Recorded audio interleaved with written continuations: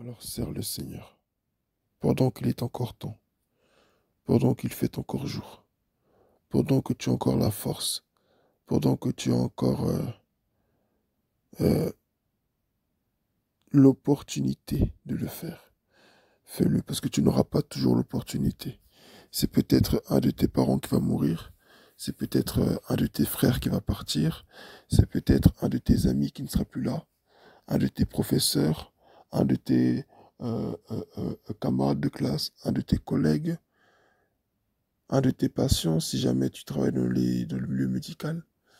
Tu n'as pas le temps de jouer, tu n'as pas le temps de refuser, tu n'as pas le temps de jouer au chat et à la souris avec Dieu pour dire non, je veux pas, oui, mais ça fait des années qu'on doute de Dieu, ça fait des années qu'on doute du Seigneur, ça fait des années. Aujourd'hui, on est en 2025. Jusqu'à quand encore est-ce que tu vas douter du Seigneur? Jusqu'à quand est-ce que tu vas remettre à plus tard ce que Dieu te demande de faire aujourd'hui? Jusqu'à quand est-ce que tu vas euh, refuser ce que Dieu met devant toi? Après, c'est pour dire, oui, mais Seigneur, t'avais dit ça, ça s'est pas accompli. Mais Dieu t'a demandé justement de te consacrer, de te mettre à part, pour que ce qu'il a voulu faire au travers de toi, ben, se fasse.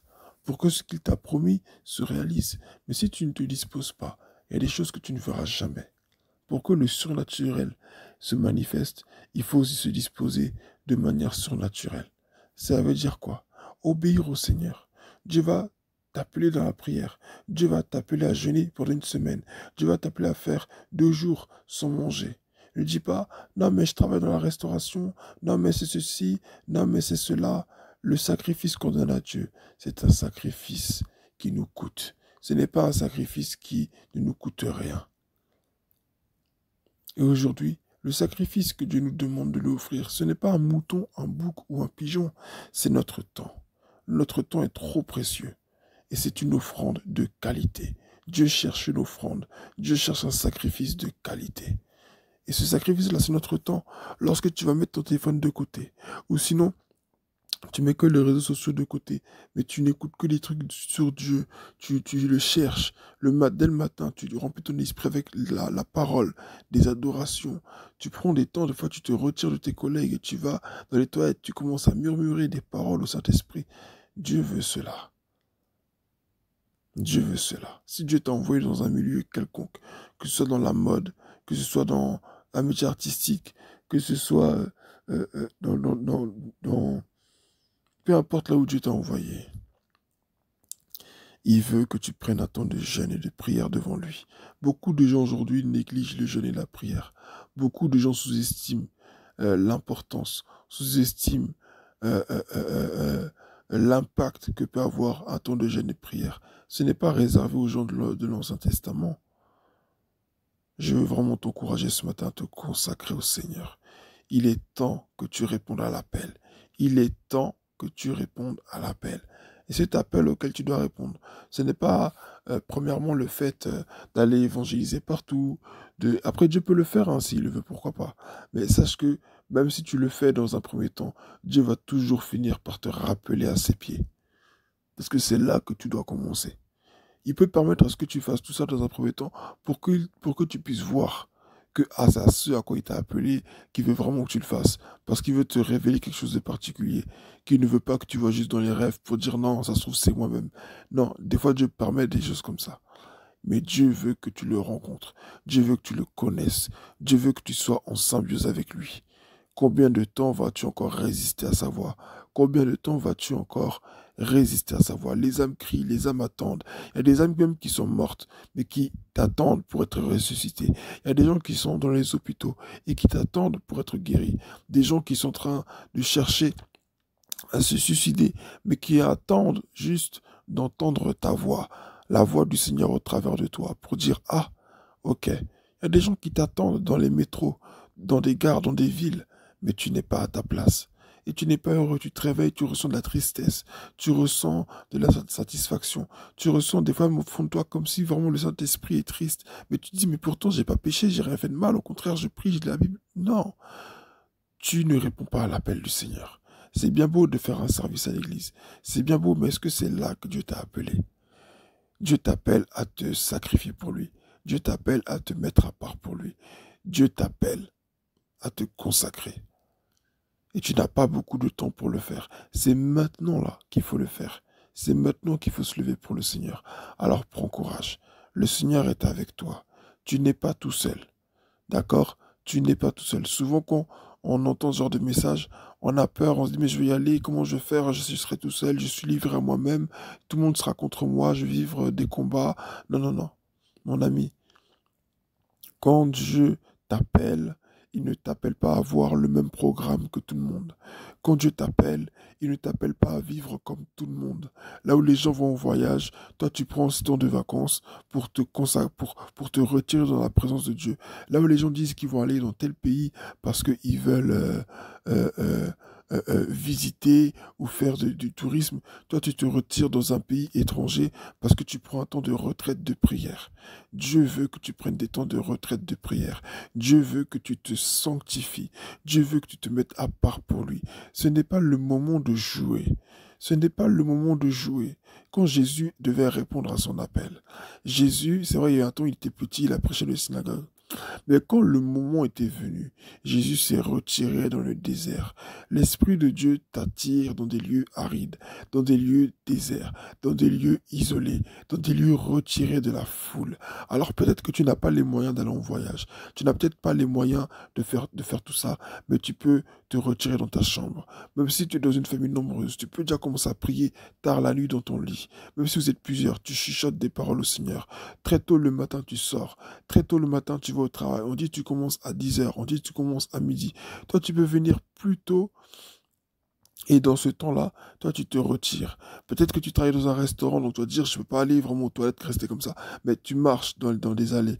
Et dans ton cœur, tu parles au Seigneur. Tu sais, quand tu veux vraiment chercher Dieu, tu cherches le Seigneur. Même dans les transports, tu es là. Dans ton cœur, tu pries, tu parles en langue.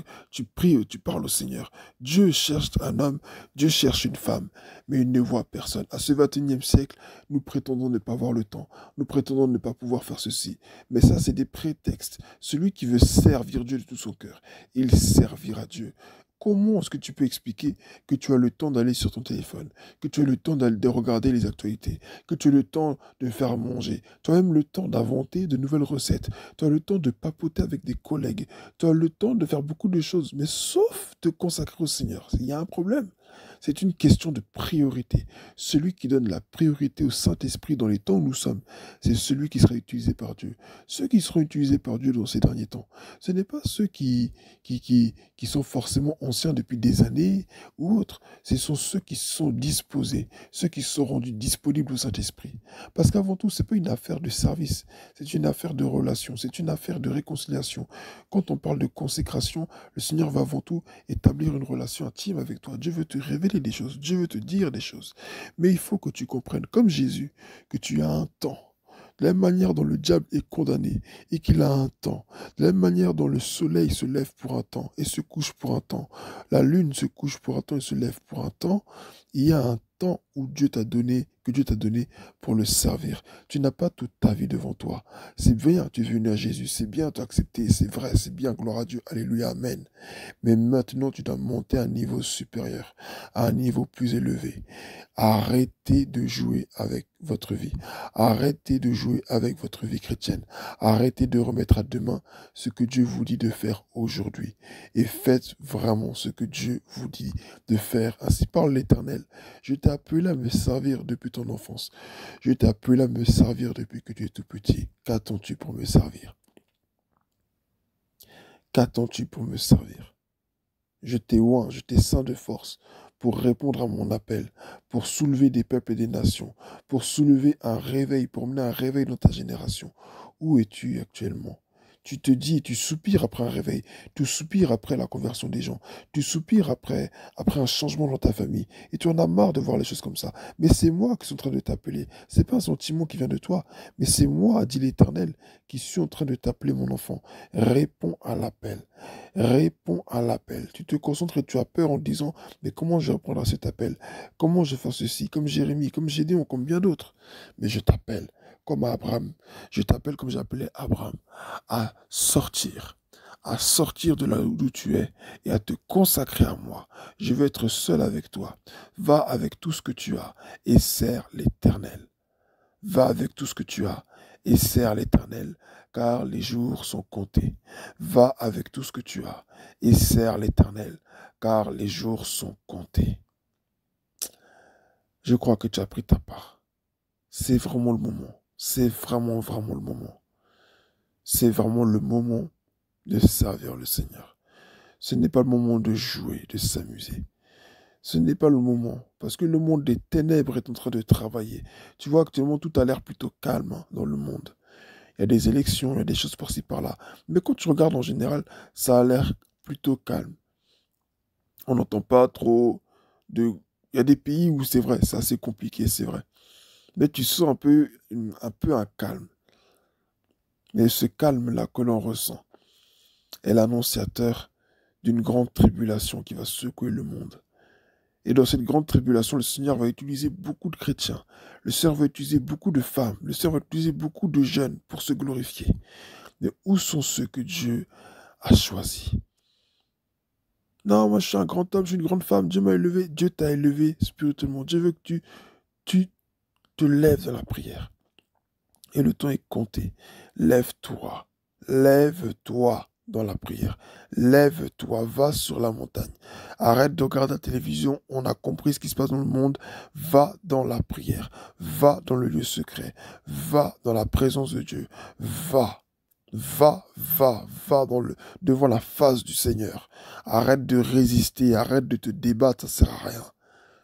Ça fait des années que tu te débats, ça fait des années que tu résistes. À quoi est-ce que ça t'a servi? Tu es toujours faible. Tu es toujours en train de subir les choses de l'ennemi dans ta famille. Ton mari ne t'écoute pas, tes enfants ne t'écoutent pas, ta femme ne t'écoute pas, personne ne t'écoute. Parce que tu n'as pas d'autorité spirituelle. Alors lève-toi. Lève-toi. Que Dieu te bénisse. Amen.